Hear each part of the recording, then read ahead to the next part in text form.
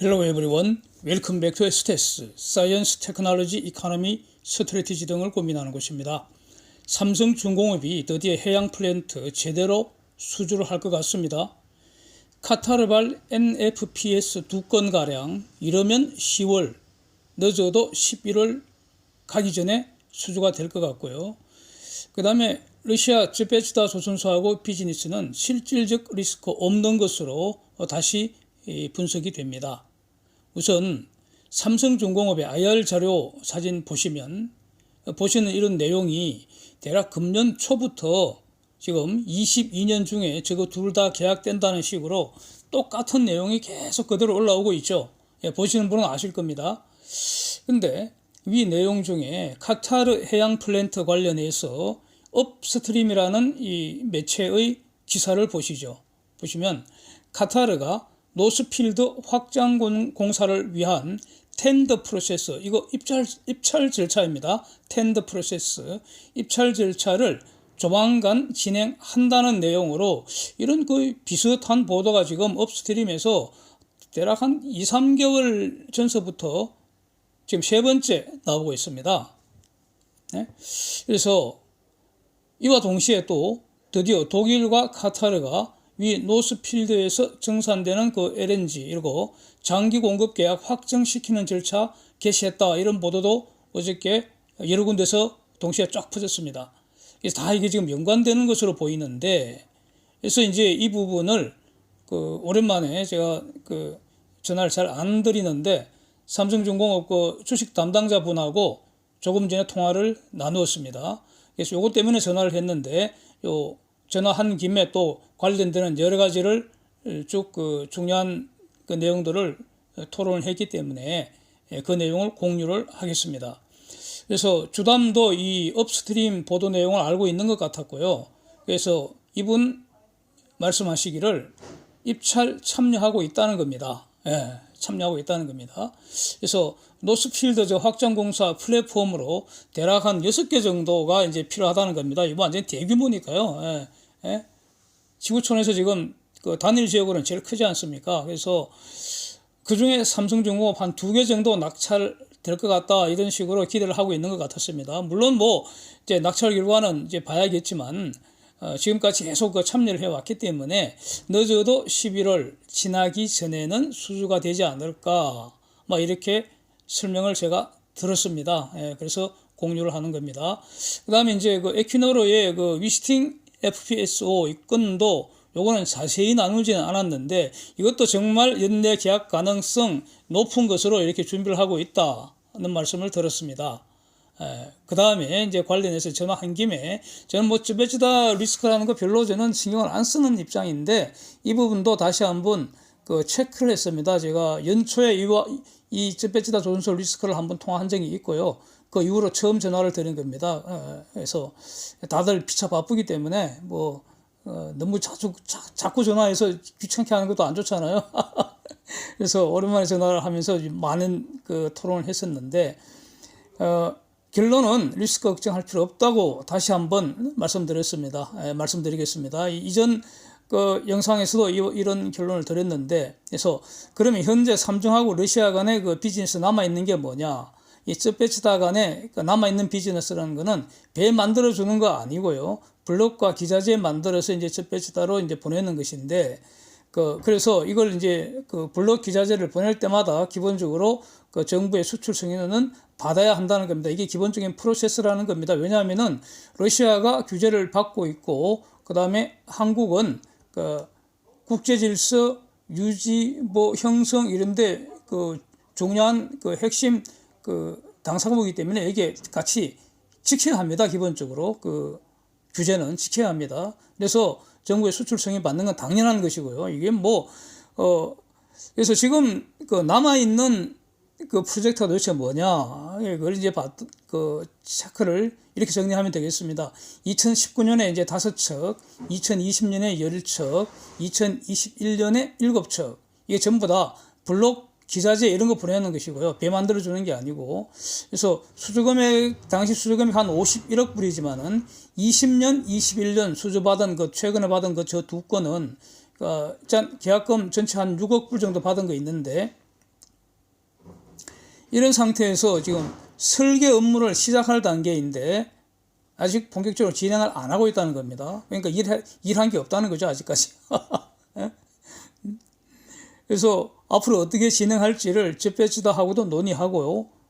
뭐 이런 상태라는 겁니다. 그래서 설계 업무는 아직 시작을 안 한 것으로 이렇게 정리가 되고요. 그러니까 실질적인 리스크는 없는 거 아니겠습니까?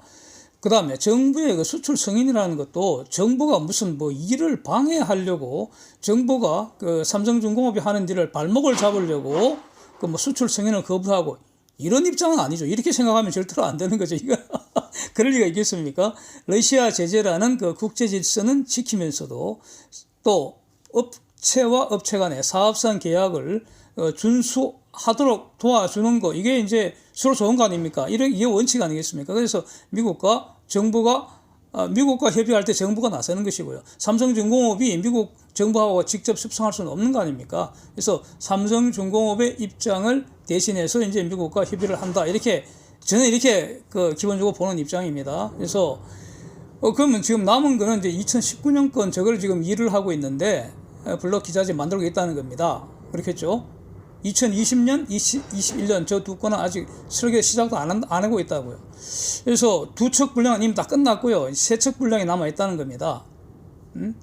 그리고 여기에 대한 수출 승인 8월 달에 받았다는 겁니다. 그래서 돈만 받으면 보내주면 끝입니다. 끝. 근데 아직 3억 불 입금이 안 되고 있는 상황이어서 홀딩되어 있다. 뭐 이런 내용이고요. 그러면 이거는 러시아가 채무 불이행한 것이냐? 그렇게 볼 수는 없지 않을까 싶습니다.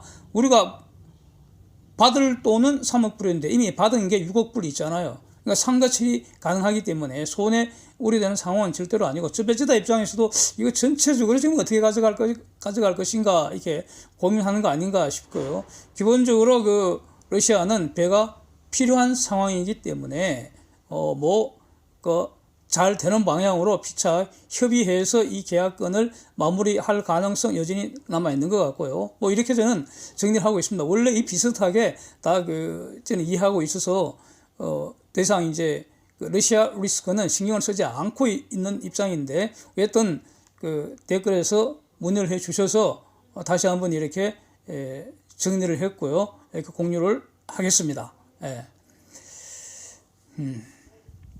자, 정부의 다시 한번 정부 수출 승인 문제, 이걸 뭐 정부에서 거부한다, 안 해준다 이렇게 보도가 되는 게 있는 것 같아서 이 부분 다시 한번 이렇게 정리하겠습니다. 정부의 수출 승인이라는 거 사업 방해하려고 발목 잡는 거 절대 아니고, 러시아 제재라는 이 국제 질서 하에서 기업의 사업 활동을 지원하는 입장에서 미국의 규제 정책을 삼성중공업이 어기게 되면 안 되잖아요. 그렇게 할 수는 없습니다. 그건 아니라고 보고, 그래서 둘 다 만족시키면서 가급적 사업관계 지속시키는 방안을 고민하고 있다. 이렇게 저는 이해를 합니다.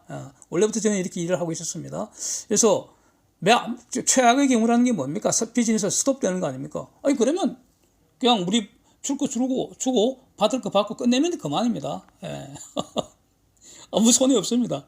그래서 이게 과거의 드릴십하고는 성질이 완전히 다른 거죠. 그건 다릅니다. 드릴십은 우리 돈 다 들여서 배 다 만들어 놨는데 상대방이 폭삭 망해버려서 우리가 떠나는 거죠. 그하고는 다르다는 겁니다. 그래서 결국 러시아 리스크는 잊어버리는 게 좋다. 이렇게 다시 정리하겠습니다. 기타 중요한 내용들이 있어서 이제 공유를 하겠습니다.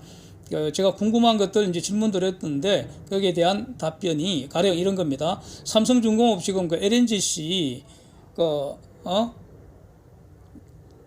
앞으로 수준이 계속 늘어나는데 지금 능력을 좀 키워야 되지 않겠느냐, 이 부분에 대해서 지금 LNGC 연간 건조 능력 대략 한 16척 정도랍니다. 삼성중공업이. 이거를 여기에 대해서 신규 대규모 투자한다든가 그런 방법이 아니고요. 현명한 것이 아니겠죠.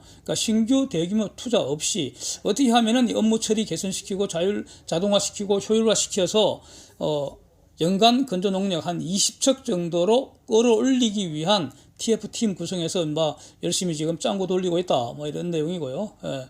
그 다음에 지금 늘 문제점으로 지적되었던 헤비테일 계약 방식, 이거 개선해야 되지 않겠는가. 얼마 전에 제가 영상으로 이런 필요성을 계속 여러 번 강조하긴 했는데, 이 내용도 다시 한번 그 문제 제기를 드렸는데, 현재 그 계약금 10%, 잔금 60% 이게 헤비테일 방식인데, 이게 지금 이제 조선사가 좀 약간 그 입장이 강화된 입장이니까 지금은 이제 계약금 20%, 잔금 50% 이런 방향으로 지금 진행되고 있다고 하네요. 그래서 점진적으로 앞으로 이런 방향으로 가지 않을까 기대할 수 있을 것 같습니다. 그다음에 이제 최근에 핫 이슈가 되는 이준석에 대한 알선 수재죄가 공소시효 만료로 공소권 없음 결정이 났습니다. 이거는 이 자체는 아쉽습니다. 아쉽지만 일단 수긍은 됩니다. 수긍은 됩니다. 의심스러우면 피고인의 이익으로 한다는 원칙을 이 수사 단계에서도 지킨 것으로 평가를 해서요. 이건 수긍이 됩니다. 그 이유는 이렇습니다. 이게 출발이 된 그 성상납, 이 본질은 성매수이고요. 성매수, 이건 범죄이죠. 범죄인데, 이 범죄 행위가 2013년 7월과 8월에 있었는데, 요 건은 공소시효 이미 지난 거 누구나 다 알고 있는 것입니다. 그런데 문제는 그 이후에 2015년 추석 며칠 전까지 김성진과 이준석 사이에 1년의 접대 행위가 계속 있었다는 겁니다. 여기를 이 1년의 접대 행위가 모두 별개의 알선 수재라는 범죄 행위를 구성하고 엔드 2013년의 성매수 행위와 성질상 같은 범죄로 평가할 수 있는가의 문제입니다. 요거 즉 죄가 몇 개이냐의 문제입니다. 죄수론이라고 해서 죄의 숫자, 범죄의 숫자 이걸 이제 논하는 문제인데, 이것은 그러니까 범죄 행위라는 사실은 달라진 거 하나도 없고요. 그걸 어떻게 평가할 것인가의 문제입니다. 그래서 이걸 법적으로 평가해서 실질적으로 같은 범죄로 평가되면은 포괄하여 하나의 죄로 처단하겠다. 즉 알선수재죄, 포괄 일죄로 처단할 수 있고, 그렇게 되면은 공소시효 아직 며칠 남았다는 겁니다. 요게 쟁점이었는데, 이제 경찰이 자기들이 판단해 보니까 같은 범죄로 볼 수 없다. 즉, 그러니까 성매수 한 2013년 8월에 두 번째 성매수하고 그 이후에 있었던 일련의 그 행위들을 성질상 같은 범죄로 볼 수 없다. 알선수재 행위로 볼 수 없다. 이렇게 판단했다는 겁니다. 그 다음에 또 2015년에 추석 선물은 그거는 알선수재라는 범죄로 보기보다는 그냥 의례적인 선물에 불과한 거 아니냐, 이렇게 판단했다는 겁니다. 그래서 그 이전에 있었던 그 행위들은 공소시효가 전부 만료됐기 때문에 공소권이 없다, 뭐 이런 거라는 겁니다. 그래서 이거는 수긍이 됩니다. 그런데 저는 경찰이 무능하고 부패하다고 봅니다. 무능하다는 것은 멍청해서 수사 능력이 부족하다는 것이고요. 부패했다는 것은 경찰이 수사 안 하고 질질 끌고 뭉갠다는 것이고요. 가령 판사가 재판 안 하고 질질 끌고 뭉개면 그것도 부패한 겁니다. 재판권 남용으로 부패한 것이고요. 경찰이 수사 안 하고 뭉개버리면 수사권 남용으로 부패한 것이고요. 그게 바로 직권 남용죄라는 겁니다. 전부 다. 다수당 국회의원들이 입법권을 남용해서 되지도 않은 법을 만들고 하면은 그거는 입법권 남용이라는 직권 남용죄로서 부패 범죄라는 겁니다. 그래서 경찰이 무능하고 부패하다는 거 하게 보인다는 겁니다. 그래서 엄청 화가 난다는 겁니다. 그래서 경찰 수사권 독립은 불가능한 거 아니냐. 검사가 전면적으로 경찰도 수사 지휘하게 하도록 하는 것이 범죄 피해자들에게 축복이 되는 거 아니냐. 지금의 경찰 수사 체제는 범죄자의 축복이고 범죄 피해자의 하고 국민들에게는 재앙이 아니냐, 이렇게 보인다는 겁니다. 하여튼 간에 이준석은 좋아할 거 하나도 없는 것 같고요. 이제부터 지옥이 열릴 것 같습니다. 그렇게 생각이 됩니다. 성매수 사실은 분명히 사실로 보이고요. 그런데 거짓말로 가세연의 김세희와 강용석 변호사를 허위사실 명예훼손으로 지금 이준석이 고발을 해버린 거 아닙니까? 요게 지금 지옥문을 스스로 열었다는 겁니다. 왜냐하면은 강신업 변호사가 이준석의 명예훼손 고소행위를 무고죄로 고발을 해버렸지 않습니까? 그래서 이준석이 강용석을 처벌하게 할 목적으로 자신이 부하 직원을 동원을 해서 성상납 없었다는 가짜 증거 서면을 만들어서 경찰서에 제출까지 했다는 겁니다. 이것을 강신업 변호사가 또 모해 증거 위조 및 동행사죄, 그 다음 위계에 의한 공무집행 방해죄로 고발을 며칠 전에 했다는 겁니다. 그래서 이 건은 거의 방어가 불가능하지 않을까 이렇게 보인다는 겁니다. 예, 바로 이준석이 여기서 딱 걸리겠다는 겁니다. 예. 이준석이 명예훼손으로 고소하지 않았다면 사건은 공소권 없음 결정으로 다 끝나버리고요. 성매수 사건의 실체도 그대로 묻혀버리는 것으로 이렇게 보입니다. 예. 그런데 이준석이 고소라는 최악수를 두는 바람에 자신의 모든 과거 행위가 만천하에 다 드러나 버렸고요. 이미 다 드러났습니다. 예. 그래서 무고죄, 모해 증거 위조 및 동행사죄, 위계에 의한 공무집행방해죄 이런 범죄로 처단될 가능성 매우 높아진 것 같습니다. 이건 거의 방어가 불가능할 것으로 보입니다. 그래서 강신업 변호사님 이거 지금 고발하고 가서 그 고발인 조사받고 하는 거 다 엄청 힘든 일입니다. 괴로운 일인데 이렇게 수고해 주신 이 강신업 변호사님께 감사드리고 싶습니다. 그리고 지지하고 응원하겠습니다. 지금 강신업 변호사님이 김승진 씨 법률 대리인입니다. 그렇습니다. 그래서 이분이 진혜원이라는 이 여자 검사 머슴년도 고발을 하셨습니다. 예, 이것도 진짜 고맙습니다. 예. Thanks for watching. See you next.